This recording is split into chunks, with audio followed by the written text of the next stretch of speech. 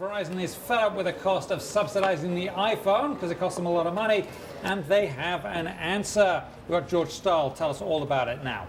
How you doing? We're doing awesome because you're here. I mean, how much better could it be? You're And it's here. almost the weekend. It's almost the weekend. It is Yes. true. So tell us about Verizon. It costs them a lot to subsidize the iPhone, right?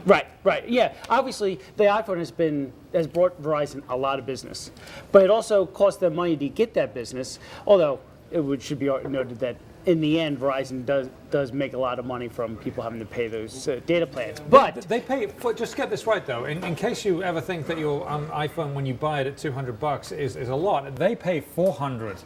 Right. So they pay a lot of money. Right, and I think that's a benefit that probably most people aren't aware of. That a big chunk of the cost of that iPhone is subsidized by the carrier, whether it's Verizon, AT&T, or Sprint. And Verizon is saying, you know what? In a perfect world, we wouldn't have to pay this. It doesn't pay those same subsidies for any other phone. It does pay some subsidies on other phones, but usually in the $200, $250 range, not $400. So if they could get rid of those subsidies, that would be great. One way that they think they can is if there's more competition in the smartphone space, particularly with another ecosystem.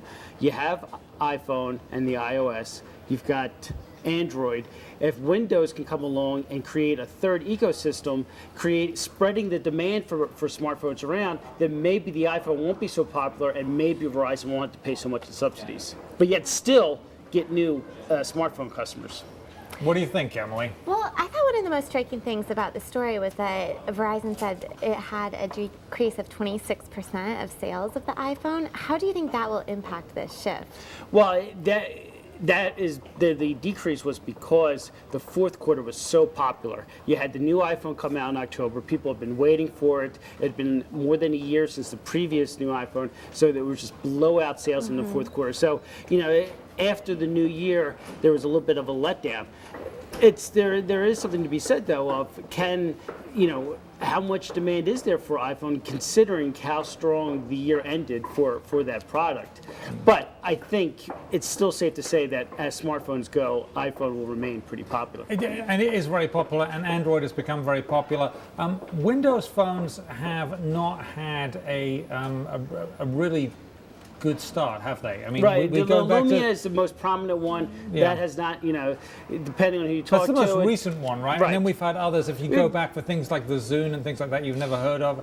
Yeah, there have been various reiterations, but with the latest version of Windows, Lumia is the best prospect, and sales have been okay. They haven't been earth-shattering, as Nokia's results earlier this week suggest. But it remains to be seen whether Windows can step up its game. One of my favorite stories we had in the past couple of years was a story about Microsoft employees that were supposed to be using their Windows phones, but they would sneak in their iPhones into the office. So I think one of the big and Ballmer, the constituents will CEO of have Microsoft, has come out hard against that. Right. Yeah, I bet they would, though. But it is very telling, isn't it, when you're finding something better Right. from your competitors, and I guess that happens all the Right. time. I mean, in a lot of businesses. So I will be very interested to see. I mean, we use Windows on our computers, and sometimes it's a bit frustrating. Hopefully, they can get the unfrustrating bits out of that on the phone, and I wonder, they're also going into a consumer market with this, which is very different from their traditional businesses, which is business to business.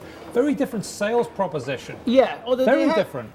They've had mixed success with that. The Xbox definitely has been a huge success for Microsoft, and that's them connecting with the consumer.